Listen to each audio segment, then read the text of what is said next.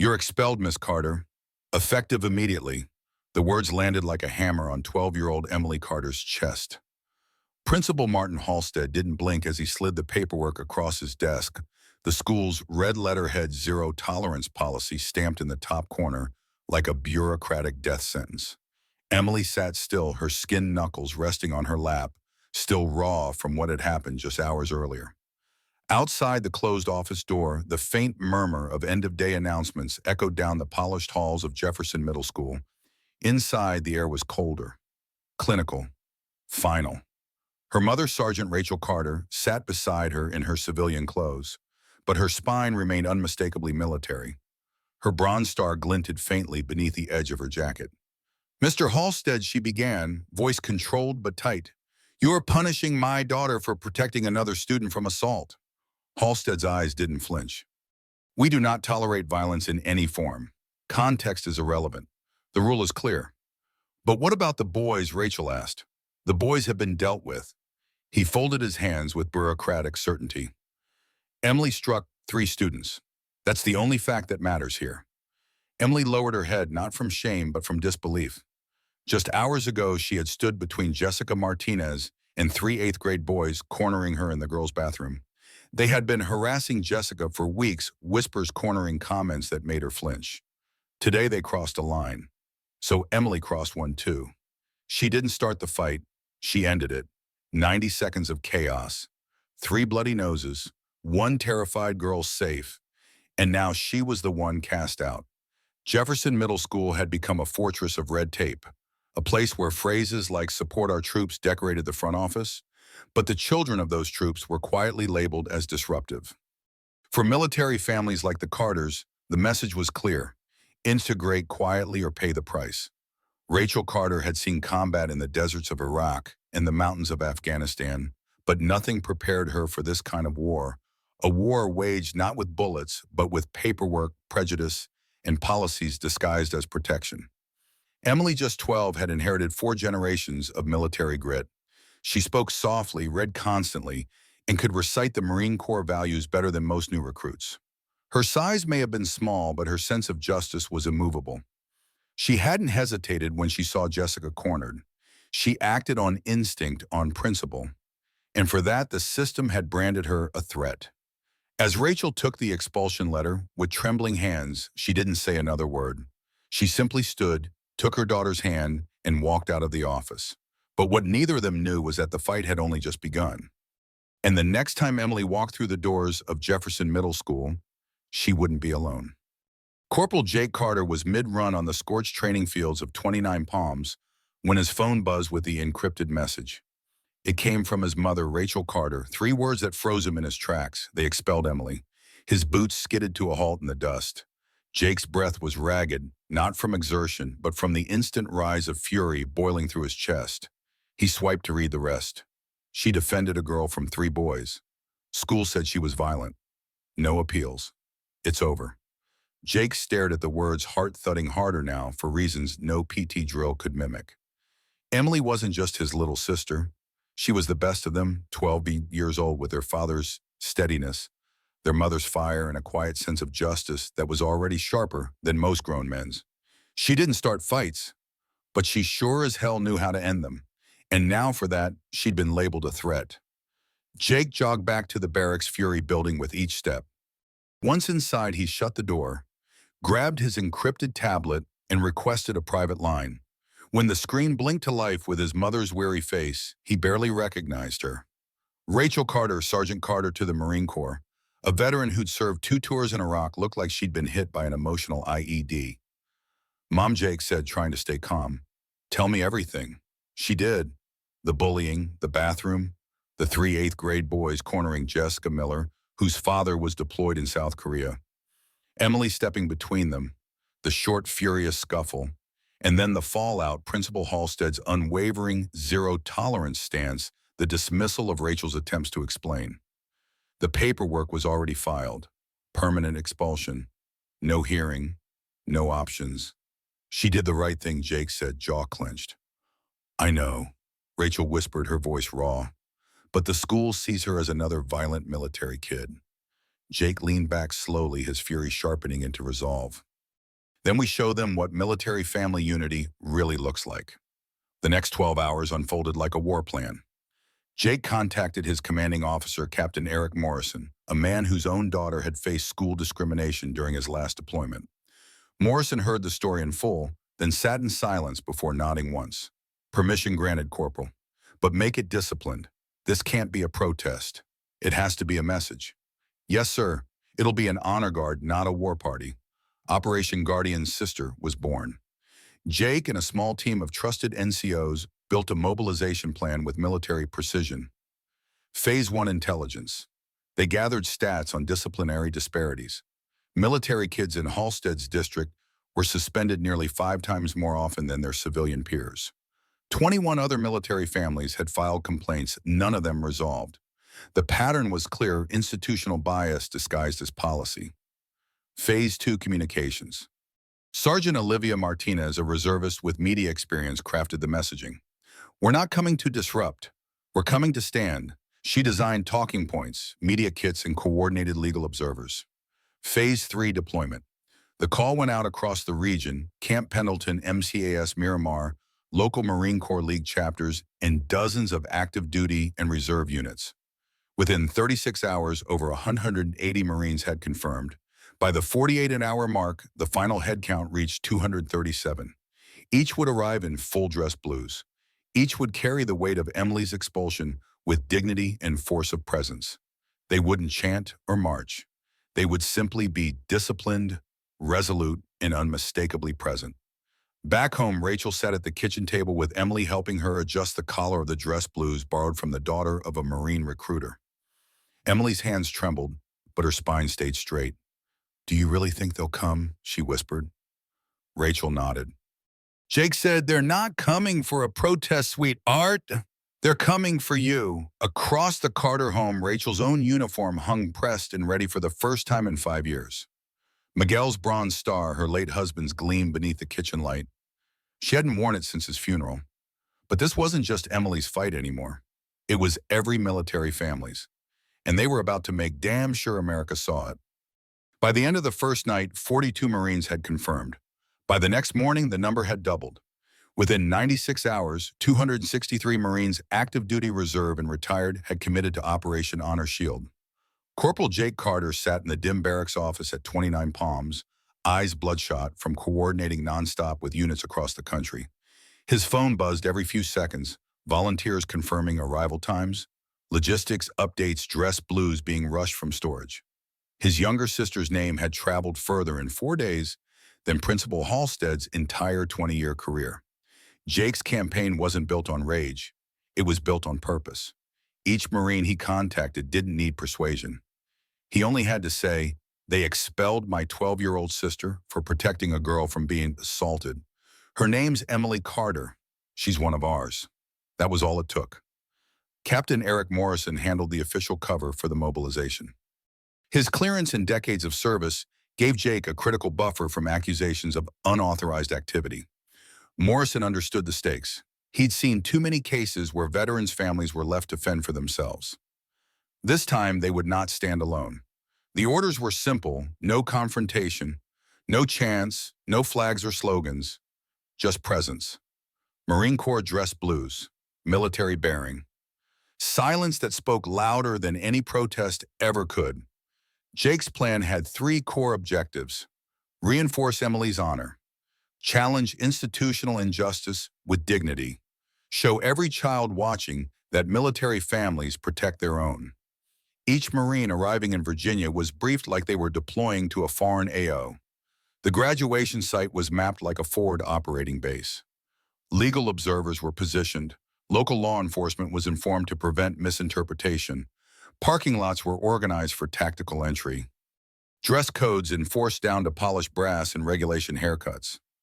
Meanwhile, inside the Carter home, the transformation was underway. Emily stood in front of the hallway mirror, her dress shoes, polished hair pulled into a neat bun under the guidance of Gunnery Sergeant Maria Wynn, one of Jake's former instructors. Maria had flown in from Camp Lejeune when she heard what happened. "You stand tall today," Maria said, tucking in the last corner of the collar.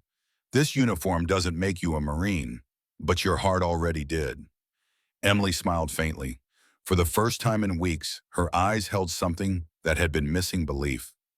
Her mother, Rachel Carter, watched from the bedroom door, silent, proud, and holding back tears. She'd seen Emily retreat into herself after the expulsion. Watched her question everything, her worth, her values, her father's memory. But now the quiet return of her child's dignity lit up the house like sunrise after a long war zone night. "What if they boo me?" Emily asked softly, voice cracking. "They won't," Jake said, stepping into the hallway now, fully dressed in his own blues. "And even if they do, you've got 263 Marines standing behind you," Rachel added. "And your mother, who once drove a convoy through Fallujah with RPGs overhead just to deliver med supplies to kids. So yeah, you're covered." Emily straightened. She didn't feel like a victim anymore. She felt like someone ready to walk into her future on her own terms. On graduation day, the venue was already buzzing with whispers before anyone stepped on stage. Parents noticed the first Marines in the parking lot stationed with flawless posture. More began arriving in clusters. A slow, steady river of dark blue and white gloves. Dress shoes clicked in unison. Faces were solemn, eyes forward. By 0930, Marines had filled every empty space around Jefferson Middle School's ceremony tent, along the fence line, beside the auditorium walls. At every corner of the stage, not a word spoken, just presence. Principal Halstead's face drained when he stepped outside to inspect the crowd. This is excessive," he muttered, pulling aside a staffer. "Call the district. Call someone." But there was nothing to stop. The Marines weren't blocking anything. They weren't chanting. They weren't even speaking. They were watching. And that alone was enough to stop the world. When Emily finally stepped out from the side entrance flanked by her mother and brother, the entire venue froze. She walked toward the stage slowly, her chin lifted, her spine straight. Her borrowed dress blues fit like they'd always been meant for her. Miguel's dog tags, her father's, hung under her blouse, resting just over her heart. One Marine began to salute, then another, then another. Within seconds, all 263 Marines were saluting in perfect synchronization. The audience gasped. News cameras caught it all. Emily paused at the foot of the stairs, stunned. Jake whispered, "Go on, Em. They're here for you." She ascended the stage, every step rising above the shame her school had tried to pin on her. She walked past Principal Halstead without even looking at him. When her name was finally called, the applause was deafening, but louder still was the silence that had preceded it. The silence of military unity, of quiet resistance, of a family bound by blood and oath that refused to let its own fall alone. And for the first time, Jefferson Middle School saw what courage truly looked like. The crowd outside Jefferson Middle School grew still the moment the first Marines stepped onto the graduation field. They moved like one body, disciplined, precise, solemn. Their dress blues caught the early summer sun, a river of tradition and sacrifice flowing into the heart of a school that had tried to erase one of their own. Parents in the bleachers fell silent. Teachers stood slack-jawed. Even the students, many of whom had whispered rumors and scorned Emily for weeks, could only stare. By the time the full formation arrived, 263 Marines stood in crisp columns around the edges of the event space. Their presence wasn't loud. It didn't need to be. Respect doesn't have to shout when it knows who it is. At the center, walking with her head high, was Emily Carter. Her dress blues had been tailored by the same recruiter who had helped Sophie Santos months earlier. The sleeves were short, but her legacy was long. Her mother, Sergeant Rachel Carter, walked beside her in her own decorated uniform. On Emily's other side was her brother, Corporal Jake Carter, jaw set, eyes forward. Every eye in the crowd followed them as they approached the front row. No music played. There were no announcements. The very air seemed to hold its breath. Principal Martin Halstead stepped toward the microphone with trembling fingers. His rehearsed speech now felt brittle and irrelevant. He cleared his throat, then quickly glanced at the district superintendent seated behind him. But before he could speak, Jake Carter stepped forward. "Excuse me, Principal Halstead." Jake said, his voice calm but commanding. "If I may," Halstead stuttered. "This is a school function." "We're aware," Jake replied evenly. "We're not here to disrupt. We're here to honor." That's all. He didn't wait for permission. Instead, Jake turned to the crowd and lifted the microphone. The Marines didn't flinch, but every civilian leaned in. "My name is Corporal Jake Carter, United States Marine Corps. My sister Emily was expelled from this school for defending another student from harassment. She was labeled violent under a policy that never considered the truth. But I'm not here to argue policy. I'm here to remind you of something far more important. He paused. The silence was heavy with anticipation. In the Marine Corps, we believe in three things above all honor: courage, commitment. My sister didn't throw a tantrum. She didn't act out. She acted with courage because no one else did. She stood between harm and someone more vulnerable. That's not violence. That's valor. He turned toward Emily, who stood at parade rest, her small frame resolute. You don't need to apologize, Jake said, his voice thick with pride. You already did what most adults are too afraid to do. You did the right thing when it mattered. The crowd murmured. Some applauded. Others simply blinked, stunned. But then Emily stepped forward. She adjusted the microphone with small hands, her voice steady, her words clear. I didn't expect to be here today. I thought I'd be watching this on a live stream. Alone, but I'm not alone. She motioned to the Marines surrounding her. These men and women stand here not because I'm special, but because I acted like they taught me. My mom served in combat. My brother serves now, and I'm proud to be a Marine's daughter. Her voice grew firmer. I'm not sorry for protecting my friend. I'm not sorry for refusing to stay silent. And I will never be sorry for standing up when someone needed help. Then she looked directly at Principal Halstead. What I did may have broken your rules, but it didn't break my honor. The audience erupted not with wild cheers, but with the kind of slow-building, deeply respectful applause that grows like thunder from a storm that can't be stopped. Principal Halstead looked to the school board president for backup, but neither moved. The ground had shifted under their feet. Control was gone, and truth had taken its place. Then Captain Eric Morrison in full uniform stepped onto the stage. The crowd quieted again as he took the microphone. I don't speak today as a Marine officer. I speak as a citizen and as a witness to what courage looks like in a child. He turned to Emily. On behalf of the United States Marine Corps and by the recommendation of the Marine Corps League, I am authorized to make the following declaration. He produced a formal certificate signed and sealed. Emily Carter, you are hereby recognized as an honorary Marine for your bravery, moral clarity, and commitment to defending others, even when it came at great personal cost. He stepped back, and then without instruction, every Marine in the field moved as one. A simultaneous salute. 163 dress blue arms snapped to forehead level in flawless unison. Cameras flashed, phones streamed, gasps echoed from all directions. In that single synchronized motion, the world changed. Within minutes, video of the salute spread online. The hashtag Honor Emily trended worldwide. Newscasters called it the day courage took center stage. Military leaders released statements of support. Celebrities amplified her story. The school board was inundated with messages from veterans, teachers, and parents demanding change. But none of that mattered more than the look in Emily's eyes as she turned to her family. Jake reached over and gently placed Miguel's old dog tags in her hand. You earned these today. Rachel wrapped her arms around both of her children, the tears she'd held back finally falling. And in that moment on that stage, surrounded by generations of sacrifice and solidarity, Emily Carter wasn't just a child who had once been expelled. She was the embodiment of everything the Marine Corps stood for, and now the world knew it too. The days that followed, Emily Carter's honorary Marine recognition sent shockwaves across the nation. The Jefferson School Board convened in an emergency session just 48 hours after the viral salute. Surrounded by public outrage, national media scrutiny, and overwhelming testimony from military families, they voted unanimously to reverse Emily's expulsion. Her academic record was fully restored with distinction. But the ripple effects didn't stop there. A federal inquiry into discriminatory disciplinary practices against military children was launched by the Department of Education, citing the Carter case as its catalyst.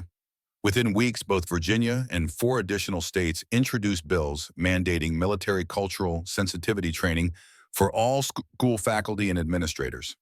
By year's end, the Emily Carter Protection Act passed Congress, ensuring due process rights for military children in all U.S. public schools. Rachel Carter, once a combat veteran turned struggling single mother, now stood at the forefront of a national movement. She founded the Military Family Justice Network, an organization dedicated to defending the rights of service members' children and holding educational institutions accountable. Her firsthand experience gave the movement credibility.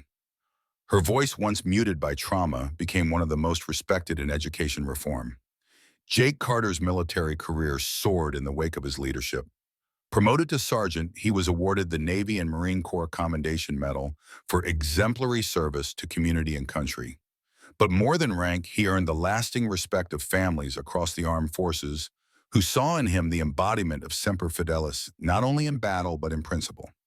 And Emily, no longer just a girl with bruised knuckles and a tarnished file, received the Naval Academy's Patriot Scholar Award, a full scholarship reserved for future leaders of exceptional moral courage. Her acceptance letter arrived just 2 weeks after her 13th birthday. Her story, shared in classrooms, training seminars, and congressional testimony, became a symbol of how one small voice can shatter silence and how standing up for one friend can stand up for thousands. Because in the end, it wasn't a protest that changed the system, it was a child's conviction. Courage doesn't wait for permission. It doesn't need approval.